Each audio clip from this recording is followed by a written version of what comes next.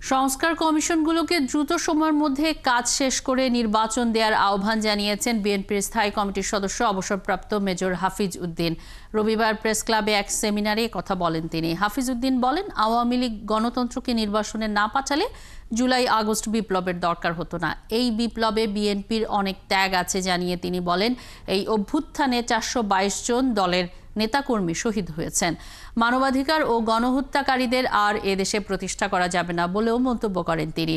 প্রধান উপদেষ্টার ওপর অনেক আস্থা আছে জানিয়ে বিএনপি এই নেতা বলেন, উপদেষ্টা পরিষদকে আরও বিপ্লবী চরিত্র ধারণ করতে হবে।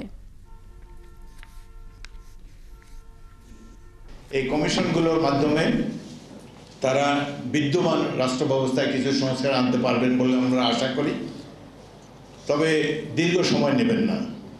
এই দেশের জনগণের ভাগ্য নির্ধারণ করার অধিকার জনপ্রতিনিধি, জনগণের নির্বাচিত প্রতিনিধিদের, এই কথাটা বোধহয় ভুলে যান। একবার নরম গদিওয়ালা সোফায় বসে গাড়িতে পতাকা উঠলে আর এটা ছাড়তে ইচ্ছা করে না, এটা স্বাভাবিক কথা বাংলাদেশের সাধারণ মানুষের।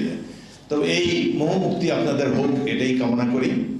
এবং এই বছরের বছর 10-20 বছর সংস্কারে লাগাবেন না, অতি অল্প সময়ের মধ্যে নির্বাচনী ব্যবস্থা সংস্কার করে একটি সুষ্ঠু নির্বাচন দেন।